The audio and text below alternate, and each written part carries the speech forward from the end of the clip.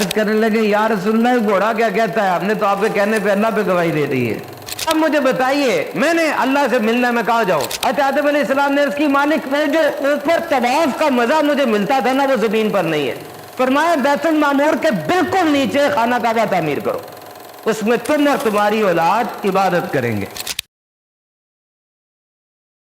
محترم سامعین کرام، آج کل ایک بڑی جو میڈیا کا دور ہے اور سوشل میڈیا کی وجہ سے باتوں سے بات نکلتی ہے، اس میں ایک چیز وہ معاذ اللہ سنت کو، حدیث کو، نبی پاک کے طریقے کو نیچا دکھانا ہے۔ یہ بات بڑی خطرناک ہے۔ یاد رکھیے نبی پاک صلی اللہ تعالیٰ علیہ وسلم کی محبت، آپ کا طریقہ، آپ کی عزت، آپ کا ادب، یہ ایک کور ہے۔ And you know what is the meaning of core? Core is something without which the system cannot exist. This is the pillar on which the entire building of Islam is standing. If this pillar will fall, the entire structure will fall. دیکھیں ایک عبادت ہے جو دن میں 5 مرتبہ فرض ہے، کون سی ہے؟ بولے کون سی ہے؟ ایک عبادت ہے جو سال میں 1 دفعہ 30 دن کے لیے فرض ہے، کون سی ہے؟ اور ایک عبادت ہے جو کہ پیسے کی صورت میں ہم دیتے ہیں سال میں 1 دفعہ، اور ایک وہ ہے جو جاتے ہیں حرم شریف میں جا کے کرتے ہیں، وہ کیا ہے؟ حج۔ یہ ہر عبادت اپنے وقت پہ فرض ہے، لیکن ایک ایسی عبادت جو 24 گھنٹے ہر وقت ضروری ترین ہے، وہ حضور کا ادب ہے۔ ایک لمحے کے لیے بھی کسی کے دل میں خدا نخواست ایسی کوئی بات آ جاتی ہے، کیا بنے گا اس کے ایمان کا؟ So remember, never compromise on the sanctity of Holy Prophet صلی اللہ تعالیٰ علیہ وسلم۔ حضور کی ادائیں، حضور کا انداز جس کو ہم سنت کہتے ہیں، یہ ہم نے اس پہ عمل کرنا ہے، ہمارے لیے یہ حکم ہے۔ کبھی بھی کمپرومائز نہ کیجیے گا اس کے اوپر۔ یہ سب حضور کی ادائیں ہیں، یہ جتنا کچھ ہم کر رہے ہیں نا، مسجد میں آگے بیٹھے ہیں جو مسلمان ہیں، یہ حضور کی اداؤں پر عمل کر رہے ہیں۔ کرے ہو جائے آپ قیام کی حالت میں نماز پڑھنے کے لیے اتحیات پڑھے، قیام کے اندر آپ نے کھڑے ہو کے، اور سے سنیں، کھڑے ہو کے اتحیات پڑھی، اب آپ رکوع میں گئے، رکوع میں جا کے آپ نے سورہ فاتحہ پڑھی، اب آپ سجدے میں گئے، سجدے میں جا کے آپ نے سورہ اخلاص پڑھی، اب آپ بیٹھ گئے اتحیات، اور وہاں جا کے آپ نے پھر سورہ فاتحہ پڑھی۔ کیا نماز ہو گئی؟ کیا نماز ہو گئی؟ کیوں نہیں ہوئی؟ سارے اذکار آپ نے وہی کیے جو نماز میں کرتے ہیں، کوئی ایک ذکر بتایا آپ نے کیا جو نماز کے علاوہ ہو، کیا ہو گئی نماز؟ نہیں ہوئی۔ کیوں نہیں ہوئی؟ ذکر آپ نے وہی کیا جو نماز میں کرتے ہیں، لیکن اس انداز سے نہیں کیا جس انداز سے میرے حضور نے کیا ہے۔ Now guess the importance۔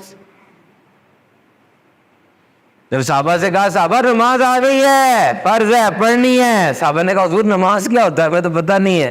حضور نے کہا کبھی پریشان کیا تمہیں؟ جو میں کر رہا ہوں اسی طرح کرتے چلے جاؤ، تمہاری نماز ہو جائے گی۔ This is very important. Never compromise on the sanctity of Holy Prophet صلی اللہ تعالیٰ علیہ وسلم۔ فرانس کے اندر ایک بہت بڑی اسلامک یونیورسٹی ہے، ہر بڑی یونیورسٹی میں اسلام چیئر موجود ہے۔ آپ میں جو سمجھتے ہیں وہ جا کے سرچ کریں، in every renowned university you will find the Department of Islam. Why? Islamic civilization, Islamic culture, Islamic knowledge, Islamic history, the golden age of Islam. They are studying it day and night. PhDs ہو رہی ہیں اس کے اوپر، کچھ تو ہوگا اس میں۔ اس بندے سے پوچھا تھا پاکستان کے ایک صحافی نے جا کے، یہ بتا اسلام پھیلتا چلا جا رہا ہے، 18 سال ہو گئے اس بندے نے، مسلمان نہیں ہوا تھا وہ، وہاں پہ اسلام پڑھا، اس نے پڑھا رہا تھا، کہتا کوئی ایک لائن بتا جس سے ثابت ہو کہ اسلام اتنا مضبوط، اتنا پھیلنے والا، اتنا اٹریکٹیو، اتنا پرکشش، اور یہ کہ انسان کی روح تک اتر جانے والا دین ہے، کیا وجہ ہے یہ؟ اس نے کہا لمبی بات تو نہیں میں کروں گا، لیکن اتنا بتاتا ہوں کہ مشرق کی طرف یہ ایک شاعر آئے تھے، ان کا یہ شعر ہے کہ محمد سے وفا تو نے تو ہم تیرے ہیں۔ کہ جہاں چیز ہے کیا لوح و قلم تیرے، کہ ان کے سینے سے اس ہستی کی محبت نکل گئی یہ تباہ ہو جائے۔ اور جب تک یہ محبت ان کے اندر ہے، دیکھو ایک بندہ بظاہر سنتوں پر عمل نہیں کر رہا ہوتا، بظاہر نہیں کر رہا ہوتا، لیکن اس کے دل میں نبی پاک کی محبت کتنی ہوتی ہے۔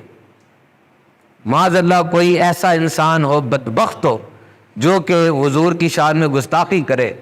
یہ اسٹوڈنٹ بھی ہوتے ہیں، وہ بھی اپنے طور پہ بیچارے کلاسوں کا بائیک آؤٹ کر رہے ہوتے ہیں، انداز الگ الگ ہے اپنا، لیکن غصہ کتنا چڑھتا ہے۔ یہ جو چیز ہے نا، یہ کمپرومائز نہیں ہونی چاہیے، نیور۔ نبی پاک صلی اللہ تعالیٰ علیہ وسلم سے محبت کا درس سب سے پہلے ہمیں صحابہ نے دیا۔ نبی پاک صلی اللہ علیہ وسلم جا رہے تھے بازار کے اندر، رستے میں ایک شخص ملا، اس کا نام سوا تھا، اس کے پاس ایک گھوڑا تھا۔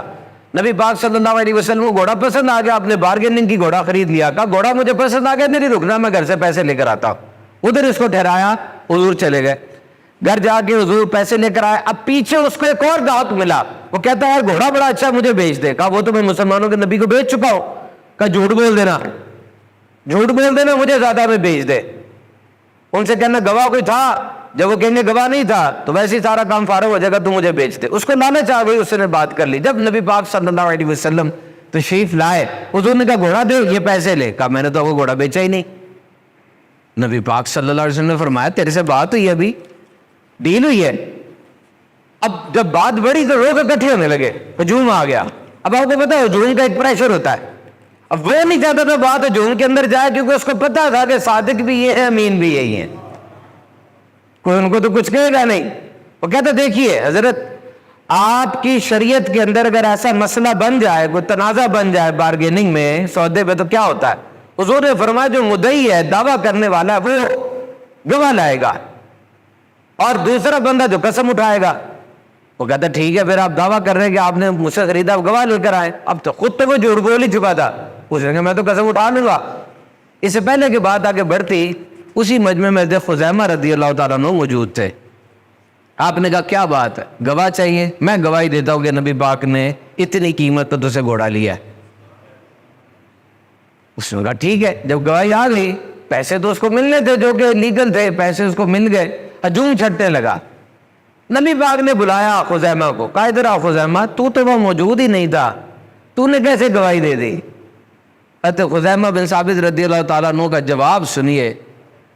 عرض کرنے لگے یا رسول اللہ، گھوڑا کیا کہتا ہے؟ ہم نے تو آپ کے کہنے پہ اللہ پہ گواہی دے دی ہے، ہم نے تو آپ کے کہنے پہ اللہ پہ گواہی دے دی ہے، یہ گھوڑا کیا کہتا ہے؟ نبی پاک نے فرمایا او جانے والے رک جاؤ، رک جاؤ، میری عدالت میں میری شریعت کے مطابق 2 بندوں کی گواہی ویلڈ ہوگی، لیکن اگر خزیمہ موجود ہو، اس اکیلے کی گواہی 2 کے برابر ہوگی۔ اب مجھے بتائیے، میں نے اللہ سے ملنا، میں کہاں جاؤں؟ کہاں جاؤں؟ اوپر نکل جاؤں؟ کہاں تک جاؤں؟ دائیں جاؤں؟ مشرق جاؤں؟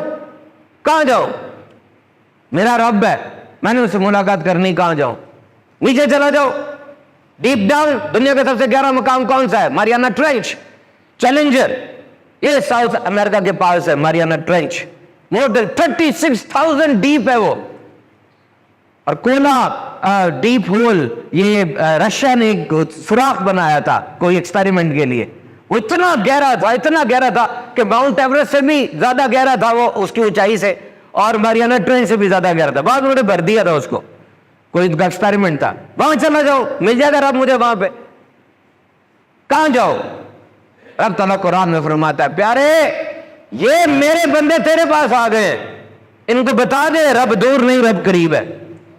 یہ میرے بندے مجھے ڈھونڈتے ہوئے تیری بارگاہ میں آ گئے، ان کو بتا دے رب دور نہیں، رب قریب ہے۔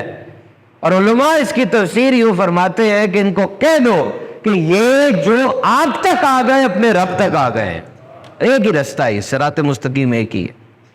یہ جو آپ کی بارگاہ میں آ گئے، یہ میری بارگاہ میں آ گئے۔ محترم سامعین اکرام، یہ نبی پاک صلی اللہ تعالی علیہ وسلم کی شان ہے۔ فرمایا محبوب فرما دیجیے اگر تم اللہ کو دوست رکھتے ہو تو میرے فرما بردار بندے بن جاؤ، اللہ بھی تمہیں دوست رکھے گا۔ دراصل نبی پاک صلی اللہ علیہ وسلم قریش کی طرف گئے, انہوں نے خانہ کعبہ میں بت سجائے ہوئے تھے نئے نئے انداز سے. حضور نے فرمایا قسم ہے تم لوگوں نے اپنے باپ دادا کی عادت کو, ان کے طریقے کو چھوڑ دیا ہے. حضرت ابراہیم علیہ السلام, حضرت اسماعیل علیہ السلام کے طریقے کو تم نے چھوڑ دیا. وہ کہتے ہیں ہم تو بتوں کی پوجا اسی لیے کرتے ہیں کہ یہ اللہ تعالیٰ کے ہمیں قریب کر دیں گے, ہم اللہ کے زیادہ قریب ہو جائیں گے ان کو جب ہم ان کی پوجا کریں گے. تو نبی پاک صلی اللہ علیہ وسلم پہ یہ آیت نازل ہوئی کہ یاد رکھو حضور اکرم صلی اللہ علیہ وسلم کی اطاعت اور فرما برداری کے بغیر اللہ سے محبت کا دعویٰ جھوٹا ہے. تم 1 کروڑ مرتبہ لا الہ الا اللہ کہہ دو, دائرہ اسلام میں داخل نہیں ہو سکتے. ایک بار محمد رسول اللہ کہہ دو گے, کروڑ بار کلمہ بھی پورا ہو جائے گا, قبول بھی ہو جائے گا, تم دائرہ اسلام میں داخل ہو جاؤ گے. اس طرح مدینہ کے یہودی کہا کرتے تھے ہم تو اللہ کے بیٹے ہیں, ہماری تو عبادت قبول ہی قبول ہے, ہمیں کون روکے گا. فرمایا نہیں, ایسا نہیں ہے. اب نبی پاک صلی اللہ علیہ وسلم کی شریعت پر عمل کرنا ضروری ہے. حضرت عمر فاروق اعظم نے کہا تھا نا, عرض کی تھی یا رسول اللہ یہ یہودی جو باتیں کرتے ہیں نا مجھے بڑی اچھی لگتی ہیں, ہم لکھ لیا کریں اس میں سے کچھ باتیں لکھ لیا کریں. پیارے آقا علیہ الصلوۃ والسلام نے ارشاد فرمایا میں تمہارے پاس روشن اور صاف شریعت لے کر آیا ہوں. اگر اس زمانے میں موسیٰ بھی حیات ہوتے تو میری شریعت پر چلے بغیر ان کے پاس کوئی چارہ نہیں تھا. مکمل ہے یہ, اٹس کمپلیٹ. میرے محترم سامعین کرام یاد رکھیے نبی پاک صلی اللہ علیہ وسلم کی اداؤں پر, ان کے طریقے پر عمل کرنا. صحابہ کرام ایسے عاشق تھے. ایک صحابی کہتے ہیں میں نے ایک دفعہ آقا علیہ الصلوۃ والسلام سے سنا حضور فرما رہے ہیں کہ میں قیامت کے دن جنت کی چابی یوں کھولوں گا, یوں اشارہ کیا اپنے دست اقدس سے. وہ کہتے ہیں وہ حضور کا یوں ہاتھ کو یوں کر کے جس طرح سے اشارہ تھا نا, وہ میرے ذہن میں کھب سا گیا, مجھے ہر وقت وہ ادا یاد آتی رہتی. حضرت عثمان غنی رضی اللہ تعالیٰ عنہ ایک جگہ پر وضو کرنے کے بعد مسکرائے اور صحابہ سے پوچھا, صحابہ مجھ سے پوچھو میں کیوں مسکرایا. صحابہ نے عرض کیا آپ بتائیے آپ کیوں مسکرائے. کہتے ہیں اسی جگہ پہ نبی پاک صلی اللہ علیہ وسلم نے وضو کیا تھا اور حضور مسکرائے تھے, اور حضور نے فرمایا تھا کہ اس وضو میں جو بندہ اپنے چہرے کو دھوتا ہے اللہ تعالیٰ اس کے چہرے کے گناہ مٹا دیتا ہے, جو بندہ اپنے ہاتھوں کو کونیوں تک دیتا ہے اللہ تعالیٰ ہاتھوں کے گناہ مٹا دیتا ہے, سر کا مسح کرتا ہے وہ گناہ مٹا دیتا ہے, پاؤں دھوتا ہے کونیوں تک ٹخنوں تک اللہ تعالیٰ گناہ مٹا دیتا ہے. ایک ایک بات کو یاد رکھے. آج کل ایک عجیب سی بات آئی ہوئی, لوگ کہتے ہیں کہ جی ظاہر کو تبدیل کرنا ضروری نہیں ہے, باطن ہونا چاہیے. ایسے نہ کہا کرے. اچھوں کی نقل کا بھی بڑا فائدہ ہوتا ہے. 2 چیزیں ہم بولتے ہیں موٹیویشن میں, ایک ہوتی ہے کین کنٹرول اور ایک ہوتی ہے کینٹ کنٹرول. ایک بات جو آپ کنٹرول کر سکتے ہیں اور ایک بات جو آپ کنٹرول نہیں کر سکتے. دیکھیں کپڑے کو دھو لینا یہ میں کر سکتا ہوں, دل کو تو میرا رب دھوئے گا نا. ظاہر کو تبدیل کرنا یہ میرے بس میں ہے, اللہ چاہے گا تو باطن بھی تبدیل ہو جائے گا. آپ انتظار کیوں کرتے ہیں کہ جب تک اندر سے نہیں ہوگا تو باہر سے نہیں ہوگا. اندر باہر کی بات نہ کرے, جو کر سکتے ہیں وہ کرے. اچھوں کی نقل بھی اللہ کے قریب کر دیتی ہے. حضرت موسیٰ علیہ السلام کے دور میں ایک بندہ تھا, وہ حضرت موسیٰ علیہ السلام کی نقلیں اتارا کرتا تھا. حضرت موسیٰ علیہ السلام جیسی داڑھی رکھ لی اس نے. حضرت موسیٰ علیہ السلام لمبا چوغا پہنا کرتے تھے, اس نے بھی لمبا چوغا پہننا شروع کر دیا. حضرت موسیٰ علیہ السلام جس طریقے سے کلام فرماتے وہ بھی اسی طریقے سے گفتگو کرتا, ویسی تقریر کرتا. اب اس نے جب بہت زیادہ یہ کرنا شروع کیا, دوسرے لوگ ٹھٹا بازی کرتے تھے, تو اس کو محلے والوں نے, قوم والوں نے نکال کے جنگل کی طرف پھینک دیا. وہ جنگل میں چلا گیا. بات آئے گئی ہوگی, ختم ہوگی بات. کچھ عرصے بعد حضرت موسیٰ علیہ السلام کو وحی آئی کہ اے موسیٰ جنگل میں فلاں درخت کے قریب میرا ایک دوست فوت ہو گیا ہے, جا کے اس کا جنازہ اور جو بھی اس شریعت کے معاملات تھے اس کے مطابق اس کو دفن کرو. وہ گئے, جا کے دیکھا تو وہی بندہ تھا. اب ہم لوگ بڑے سوال جواب کرتے ہیں, اللہ کے نبی اللہ سے سوال نہیں کیا کرتے تھے, بس جو حکم ہوا اس کو اسی طرح مان لیا کرتے تھے. آپ نے وہ کفن دفن سارا کیا. کچھ عرصے کے بعد عرض کی یا اللہ ایک بات تو اس سے عرض کرنی ہے کہ یہ جو بندہ مرا تھا یہ تو وہی بندہ تھا جو میری نقلیں اتارا کرتا تھا، اور یہ وہی بندہ تھا جو کہ اس طرح کی حرکتیں کرتا تھا. تو نے اس کو اتنا بڑا مقام دیا اور کہا میرا دوست فوت ہو گیا. رب تعالیٰ نے فرمایا اے موسیٰ جب یہ مرنے لگا نا اکیلا تھا تو بڑا مجبور اور بے بس ہو گیا تھا. میں نے اس کو ایسی توفیق دی کہ اس نے مرنے سے پہلے تیرا کلمہ پڑھ لیا اور اس نے توبہ بھی کر لی. پھر عرض کی اے اللہ یہ تو ایسی حرکتیں کرتا تھا، تو نے اس پہ اتنا کرم کر دیا. فرمایا بس جب یہ تیرے جیسا بن کے چلتا تھا نا ہمیں اچھا برا لگتا تھا، نقل مارتا تھا تو ہمیں اچھا برا لگتا تھا. تو نقل تو مارے. اللہ تعالیٰ کو کھانے کا کون سا طریقہ پسند ہے؟ وہ طریقہ جو نبی پاک کا ہے نا وہ اللہ کو کھانے کا پسند ہے. اللہ تعالیٰ کو سونے کا کون سا طریقہ پسند ہے؟ وہ طریقہ جو نبی پاک جس انداز سے سوئے ہے نا وہ طریقہ اللہ تعالیٰ کو بہت پسند ہے. کون سا لائف سٹائل ہے؟ نبی پاک کی زندگی کی ساری ترتیب آپ اٹھا کے دیکھ لیں، جو انداز زندگی حضور کا تھا، جس طریقے سے حضور نے زندگی کا انداز رکھا، وہ سارا انداز اللہ تعالیٰ کو بہت پسند ہے. اب دیکھیں یہ جو چھوٹے چھوٹے انداز اگر ہم دیکھتے چلے جائے، مسواک شریف نبی پاک نے بہت پسند فرمائی. جب آقا علیہ السلام کا وصال کا وقت تھا، آپ بی بی عائشہ صدیقہ رضی اللہ تعالیٰ عنہ کی گود میں آپ کا سر تھا، تو آپ نے دیکھا ایک صحابی وہ مسواک کر رہے ہیں. آپ نے ہاتھ سے اشارہ کیا، بی بی عائشہ صدیقہ رضی اللہ تعالیٰ عنہ نے فوراً پوچھا مسواک کرنی ہے؟ آپ نے فرمایا ہاں. تو ایک مسواک لی. اس حالت میں جب نبی پاک نے اس کو نرم کرنا چاہا تو ظاہری طور پہ بیماری کی کمزوری تھی تو نہ ہو سکا، تو آپ نے فرمایا کہ یہ مسواک مجھے خود نرم کر کے دو. اور اس زندگی کے ایام میں بھی آپ نے مسواک کو ترک نہیں کیا. حضرت خزیمہ کا ہی واقعہ ہے، کہتے کہ میں باہر کھڑا تو دیکھا سامنے سے نبی پاک صلی اللہ علیہ وسلم تشریف لے آئے. میں بڑا آگے سے میں نے سلام کیا. حضور فرمایا چل میرے ساتھ چلنا شروع کر دے. میں ساتھ چلنے لگا. حضور کے ہاتھ میں کوئی کینچی نما تیز دھار کی چیز تھی.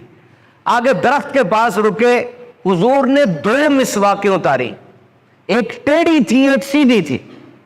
تو میرا دل کیا کہ جو سیدھی مسواک ہے اچھی مسواک ہے وہ حضور لے لیں اور ٹیڑھی مجھے دے دیں، لیکن آقا علیہ السلام نے جو سیدھی مسواک تھی وہ مجھے عطا فرمائی اور ٹیڑھی خود رکھ لی. اور پھر جب وصال ہو گیا، جب دوسرے لوگ خزیمہ سے پوچھا کرتے تھے کہ کوئی نبی پاک کی بات ہمیں بتا، آپ صحابی ہیں کچھ بتائیں، تو میں گھر جاتا وہ مسواک اٹھا کے دکھاتا کہ وہ مسواک مجھے نبی پاک نے عطا فرمائی تھی.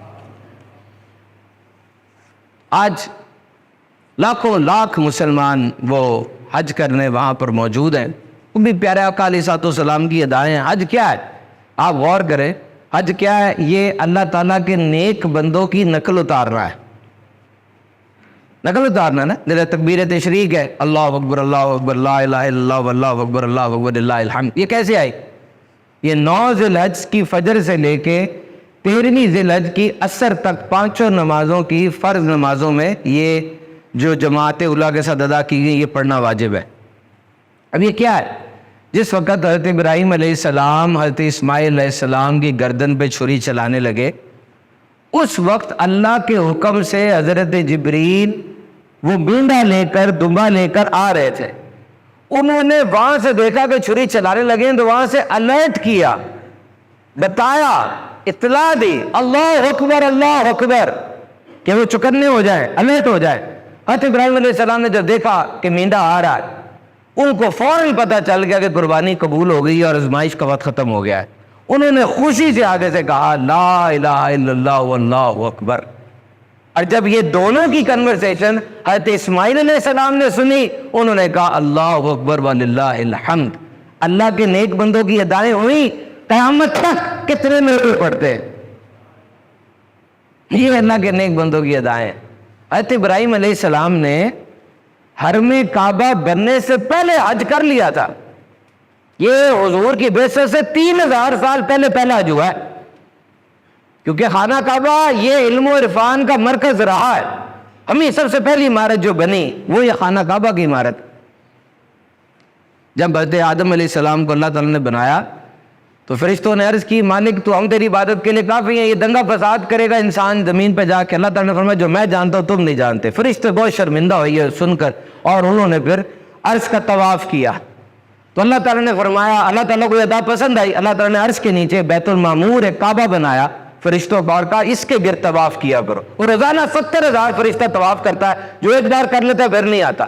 اور جب حضرت آدم علیہ السلام کو زمین پر بھیجا, حضرت آدم علیہ السلام نے عرض کی مالک وہ جو اوپر طواف کا مزہ مجھے ملتا تھا نا وہ زمین پر نہیں ہے. فرمایا بیت المعمور کے بالکل نیچے خانہ کعبہ تعمیر کرو, اس میں تم اور تمہاری اولاد عبادت کریں گے. حضرت ابراہیم علیہ السلام نے پہلا حج کیا حضرت اسماعیل کے ساتھ اور قبیلہ جرہم کے لوگوں کے ساتھ. آپ نے پہلے طواف کیا, پھر سعی کی, اور اس کے بعد منی میں آ گئے, پھر کنکریاں ماری شیطان کو, اس کے بعد پھر عرفہ میں گئے اور پھر اپنے بیٹے کو لے کر چلے گئے تھے. حج کی ادائیں ہوں یا جو کچھ ہو, آخر میں ایک بات آپ سے عرض کرنا چاہتا ہوں. دیکھیے ذی الحج بھی, رمضان بھی گزرا تھا نا, شعبان بھی گزرا تھا, ذی الحج بھی گزر جائے گا. مسئلہ یہ ہے کہ میں بدلوں گا یا نہیں بدلوں گا. دن تو آتے جا رہے ہیں, بڑے بابرکت دن ہے, میں نے بدلنا ہے کہ نہیں بدلنا. دس از ویری امپورٹنٹ. میں کیسے بدلوں گا؟ مرنے سے قبل مجھے جو مشن اور پروجیکٹ دے کے رب تعالیٰ نے بھیجا, میں اس پہ عمل کیسے کروں گا؟ دن تو گزرتے جا رہے ہیں, سارا کچھ پتا ہے مجھے, سوشل میڈیا پر موجود ہے, یوٹیوب پر موجود ہے, علماء بیان فرما رہے ہیں, کتابیں میں بھرا پڑا ہے. میں کیسے بدلوں گا؟ سنو غور سے. یہ بوتل ہے پانی کی, آ رہی نظر ساروں کو؟ پانی کی بوتل ہے, یہ پلاسٹک کی ہے. میں اسے کہتا ہوں بدل جا, بدل جا, پھول بن جا. ابھی تجھے پانی سے خالی کر کے باہر پھینک دیں گے, بدل جا, پھول بن جا. تو کسی امیر آدمی کے ڈرائنگ روم کے اندر پڑی ہوگی, کوئی اور صورت اختیار کر لے. تو کسی امیر آدمی کے ڈرائنگ روم میں پڑی ہوگی, بوتل نہ رہے. مانتی ہے یہ؟ 100 لیکچر دے رہا ہوں, اس کو نہیں مانتی. لیکن اگر میں اس کو ٹیمپریچر دوں, پولی ایتھیلین ٹیریفتھلیٹ, یہ ہوتا ہے, یہ پولی ایتھیلین ٹیریفتھلیٹ اس پلاسٹک کا نام ہے. 260 ڈگری میں پگھل جاتا ہے یہ. میں 260 ڈگری کا پریشر دوں اس کو, اتنا ٹیمپریچر دوں, یہ پگھل جائے گا. اب پگھل گیا, اب میں جو مرضی کر لوں, پھول بنا لوں, کچھ کر لوں. تو بدلنے کے لیے ٹیمپریچر چاہیے, ٹیمپریچر چاہیے. مصیبت کا, آزمائش کا, سخت محنت کا, دن رات جاگنے کا, ریاضتوں کا. اس ٹیمپریچر کے بغیر, اس دباؤ کے بغیر کبھی بھی نہیں بدل سکو گے. یاد رکھ لو میری بات. کوئلہ ہوتا ہے, کاربن, لیکن زمین کی سختی کے اندر ہزاروں سال رہتا ہے, ٹیمپریچر ہیرا بن جاتا ہے.